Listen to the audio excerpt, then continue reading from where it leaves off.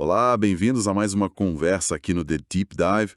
Hoje, olha, o material que a gente recebeu mergulha num tema que está no dia a dia de todo mundo que trabalha: ergonomia. Recebemos uns slides bem completos sobre os fundamentos, as aplicações e, claro, as normas aqui no Brasil.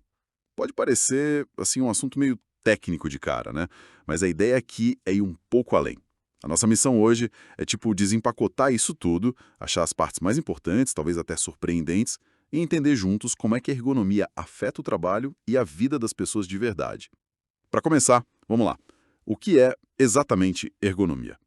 Olha, de forma bem direta, ergonomia é basicamente o estudo de como nós, humanos, interagimos com as coisas ao nosso redor num sistema, sabe? Seja no trabalho, em casa, no lazer. O foco principal é fazer essa interação funcionar bem, buscando o melhor para o nosso bem-estar e também para o desempenho do sistema como um todo. A palavra já entrega um pouco. Vem do grego, né? Ergon é trabalho, nomos é leis, normas, e o princípio-chave, assim, o mais importante, é adaptar as coisas para a gente, para o ser humano, e não o contrário, né? É um ajuste constante. Para organizar esse estudo todo, a gente costuma dividir em três áreas principais. Tem a ergonomia física, que cuida mais do corpo, a cognitiva, que foca na mente, no processamento de informação, e a organizacional, que olha para a estrutura do trabalho, a organização em si. Adaptar o trabalho ao ser humano. Parece tão lógico, né? Mas a gente sabe que nem sempre é assim na prática. Os materiais que a gente analisou batem muito nessa tecla de que não é só sobre conforto. Colocam a ergonomia quase como uma ferramenta estratégica para as empresas. E os números, olha, falam por si. Por exemplo, os slides mostram que empresas com programas de ergonomia bem feitos chegam a reduzir o absenteísmo em 25, 30%, muito por causa da diminuição de problemas nos músculos, nos ossos, sabe? E, ao mesmo tempo, tem um ganho de produtividade ali na faixa de 15 a 20%. Isso é bastante coisa. E, trazendo para o nosso contexto aqui no Brasil, tem um dado do INSS que, nossa, chama muita atenção. Mais de 200 mil benefícios por incapacidade todo ano por causa de problemas ligados à falta de ergonomia. Isso mostra que não é um detalhezinho, né? Tem um impacto real na economia, na saúde pública. É o pesado. Exatamente. Esse número do INSS é um termômetro muito claro, né? Mostra o custo humano e financeiro quando a gente ignora essa adaptação. Para o trabalhador, os ganhos são óbvios. Menos dor, menos cansaço, menos estresse. É prevenir aquelas LER-DORT, lesões por esforços repetitivos, distúrbios osteomusculares, que podem, infelizmente, incapacitar uma pessoa. No fim das contas, é qualidade de vida, dentro e fora do trabalho. E para as empresas, como você falou, citando os dados, o retorno também é nítido. Menos gasto com afastamento, tratamento, processos. Mas não é só evitar prejuízo, né? É criar um lugar onde as pessoas trabalham melhor, mais engajadas. E claro, tem a parte legal. Aqui no Brasil, a NR17, a norma regulamentadora 17, é quem dita as regras básicas que as empresas têm que seguir. Impressionante. Cai por terra aquela ideia de que ergonomia é só cadeira e mesa de escritório, né? Totalmente. Na indústria, por exemplo, ela está lá no projeto do posto de trabalho na linha de montagem para garantir que a pessoa não precise se esticar demais, ou que a altura esteja certa. Ou no design de uma ferramenta para ser mais fácil de pegar, mais segura. Nos escritórios, claro, é fundamental. O ajuste do monitor, aquela dica clássica da borda de cima na altura dos olhos, distância de 50 a 70 centímetros, teclado, mouse e a famosa cadeira ajustável com 5 pés. Os materiais até falam que empresas aqui que investiram nisso tiveram até 40% menos queixas de vista cansada. Dores. É muita coisa. E não para por aí. A gente vê no transporte, no projeto da cabine do caminhão, do painel do avião. Por cento nas dores lombares de caminhoneiros, depois de mudanças ergonômicas. Na área da saúde, que é super crítica, né? No jeito de fazer equipamentos médicos e, talvez mais importante ainda, nas técnicas para mover pacientes sem ferrar a coluna da equipe de enfermagem. Dá para pensar também no agronegócio, construção civil, comércio, até no design de um produto que a gente usa em casa. E, claro, um assunto quentíssimo, a adaptação para o home office que virou realidade para tanta gente no Brasil. E o interessante é ver como aqueles 3 domínios, físico, cognitivo, organizacional, se misturam nessas aplicações todas. Pega o exemplo do caminhoneiro de novo. A ergonomia física vai cuidar do banco, da vibração, da postura. A cognitiva vai analisar o painel, as informações são claras, é muita coisa para prestar atenção ao mesmo tempo. E a organizacional vai olhar as jornadas, as pausas, o ritmo.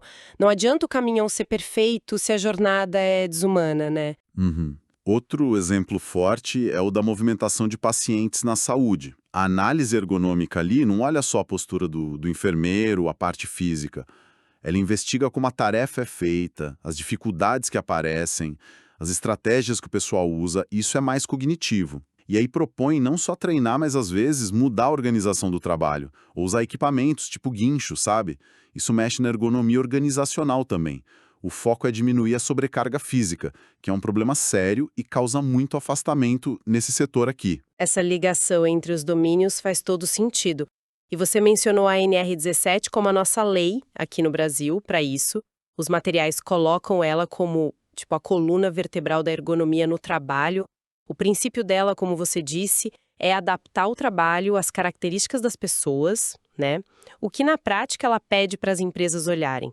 Olha, pelo que está nos slides, ela abrange bastante coisa, desde como levantar e carregar peso manualmente, passando pelo mobiliário, pelos equipamentos computador, máquina, até as funções do ambiente mesmo, luz, barulho, temperatura, ventilação. E um ponto-chave, a organização do trabalho em si, o ritmo, se tem pausa, o que a pessoa faz na tarefa, a pressão por meta. Inclusive, tem uns anexos específicos para atividades mais puxadas, tipo operador de caixa e o pessoal de telemarketing. Exato. E para fazer isso funcionar, para checar se está tudo certo e ver onde melhorar, a NR17 indica uma ferramenta principal, a análise ergonômica do trabalho, a famosa AET. É a metodologia padrão. E o ponto crucial da ET, que a diferencia de só marcar um checklist, é que ela foca no trabalho real. Ou seja, não adianta só ler o manual da função, o que está escrito que a pessoa deveria fazer, o trabalho prescrito. Precisa ir lá observar como as pessoas realmente fazem as coisas no dia a dia, a atividade. Com todas as gambiarras, adaptações, dificuldades que surgem, é nessa diferença entre o papel e a realidade que geralmente estão os riscos e as chances de melhorar. A ET tem etapas, sabe? Analisa a demanda, a tarefa, a atividade que é o coração, com observação, conversa com o pessoal, aí vem o diagnóstico e as sugestões. Mas talvez o mais importante seja que ela tem que ser participativa. Os trabalhadores têm que estar junto. Ninguém conhece o trabalho melhor que eles. Sem a visão deles, a análise fica manca e as soluções podem não dar certo ou o pessoal nem aceitar. No final, sai o laudo ergonômico, que é o documento que registra tudo. Essa ideia de olhar o trabalho real e chamar quem faz para a conversa parece essencial mesmo. E quais são os problemas mais comuns que essa AET costuma achar? Os materiais destacam uns riscos bem comuns, bem frequentes por aqui. O transporte manual de carga é um deles. Os slides mostram que está ligado a uns 20% dos afastamentos por doença do trabalho no Brasil, segundo a Previdência. E é interessante que a NR17 não crava um peso máximo único para todo mundo. A avaliação do risco depende de um monte de coisa. O peso, claro, mas também se pega longe do corpo, quantas vezes por dia, a distância que carrega, se tem que girar o tronco. Aquela referência de 23 quilos que a gente ouve falar, baseada num método chamado NIOSH, só valeria em condições ótimas, o que é raro, né? O ponto é, não é só quanto peso, mas como se pega. E a lógica para prevenir, clara. Primeiro, tenta eliminar o carregamento manual, tipo, automatizar. Se não der, usa ajuda mecânica, carrinho, talha. Só depois pensar em treinar o jeito certo de pegar e definir limites. Outro problemão são as LERDORT. Os materiais explicam bem. São lesões por sobrecarga nos músculos, tendões, nervos. Não é só movimento repetitivo, é a combinação de fatores.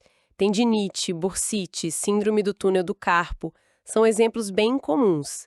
Atingem vários setores, Quem digita muito frigorífico, linha de montagem, caixa de supermercado. Os slides até mostram como a coisa pode piorar, em estágios, desde uma dorzinha que vai e volta, até dor forte o tempo todo e dificuldade de fazer as coisas. É algo que pode evoluir quieto, né? Exatamente. E a prevenção para esses dois grandes problemas tem que ser? Esperta. Para carga, não adianta só dar palestra ensinando a dobrar o joelho se a tarefa obriga a pessoa a pegar a caixa pesada do chão ou lá no alto toda hora. A solução de verdade passa por mudar a tarefa ou usar equipamento. A biomecânica ajuda a entender isso. Nosso corpo é tipo um sistema de alavancas. Se a carga está perto do corpo, o esforço na lombar é muito menor. Se a pessoa dobra o tronco para pegar peso, a pressão nos discos da coluna, nossa, dispara. Ignorar isso custa caro. Para Ler Dort, o segredo é sacar que a causa é múltipla. É a repetição, sim, mas junto com força, postura ruim, falta de descanso, pouca pausa e, muitas vezes, um ambiente de trabalho que cobra velocidade e não liga para os sinais de cansaço.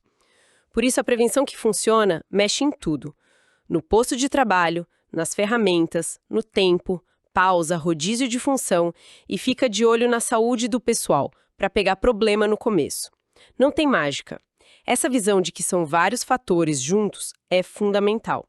E leva a gente a pensar, o mundo do trabalho está mudando numa velocidade, temos robô trabalhando junto com gente, inteligência artificial, realidade virtual para treinar, o home office que veio para ficar.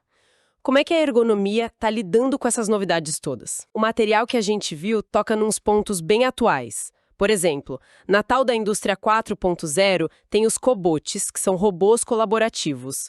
Como garantir que essa interação seja segura, que não tenha acidente, e o uso de realidade aumentada ou virtual para treinar ou simular. Como lidar com aquele mal-estar, tipo enjoo, cyber sickness que algumas pessoas sentem. E as tecnologias que a gente veste, tipo o exoesqueleto, que ajuda na força ou na postura. Como garantir que sejam confortáveis, que funcionem bem no nosso clima. E a questão da privacidade dos dados que eles coletam. E um desafio gigantesco, o trabalho por aplicativo entregador-motorista. Quem cuida da ergonomia nesse modelo? A responsabilidade é de quem? Essas são, com certeza, as perguntas do momento para a ergonomia. As respostas não são simples, mas algumas coisas ficam claras. Primeiro, aquela abordagem focada no usuário, no design participativo, fica ainda mais importante. Não dá para criar essas novas interações sem conversar muito com quem vai usar. Ferramentas como simulação no computador, análise preditiva, ganham força para a gente tentar prever os riscos antes de colocar para funcionar. A ergonomia cognitiva vira protagonista, porque muitas dessas tecnologias aumentam a carga mental, sabe? Exigem interfaces mais fáceis, sistemas que ajudem a gente a não se perder na informação, a tomar decisões melhores, e a macroergonomia, que olha para o sistema todo, gente, tecnologia, ambiente, organização, tudo junto, é essencial para entender esses modelos novos como o trabalho por plataforma. E o curioso é que a própria tecnologia pode ajudar a ergonomia. Já tem sensor que avisa se a postura está ruim, análise de dados para achar padrões de risco em grupos grandes, gêmeos digitais para simular um posto de trabalho no computador antes de construir e até fazer avaliação ergonômica à distância, a teleergonomia. Mas talvez a mudança mais profunda seja na mentalidade. A ergonomia de hoje busca ir além de só evitar lesão e doença. O foco está se ampliando para promover o bem-estar de verdade, pensando não só no corpo, mas no equilíbrio mental, nas relações no trabalho, até no sentido que a pessoa encontra naquilo que faz. É uma visão mais completa, mais positiva dessa relação entre a gente e o trabalho. Essa visão mais ampla é bem legal mesmo.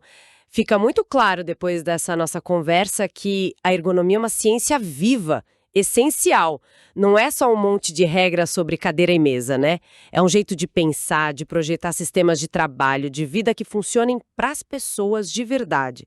E o resultado não é só mais segurança, mais saúde, mas também mais eficiência, mais satisfação e, quem sabe, até mais bem-estar no geral. Então, da próxima vez que a gente estiver ajeitando a cadeira, pensando na altura do monitor ou no melhor jeito de organizar as tarefas, vale lembrar que tem toda uma área do conhecimento pensando em como tornar essa interação com o mundo mais humana e produtiva. E para fechar com uma reflexão, pensando justamente nessa linha que ficou tão borrada entre trabalho e vida pessoal, com o home office e modelo híbrido, como é que a gente pode levar esses princípios da ergonomia para fora do escritório ou da fábrica? Como aplicar essa lógica de adaptar o ambiente, as tarefas, as nossas necessidades na nossa rotina, na nossa casa, no nosso tempo, para construir um bem-estar que seja sustentável de verdade a longo prazo? Fica aí a pergunta, né? Uma ótima pergunta para a gente continuar pensando. Agradecemos a atenção de todos nessa análise sobre ergonomia, feita a partir dos materiais que recebemos. E com essa reflexão, a gente encerra a nossa conversa de hoje.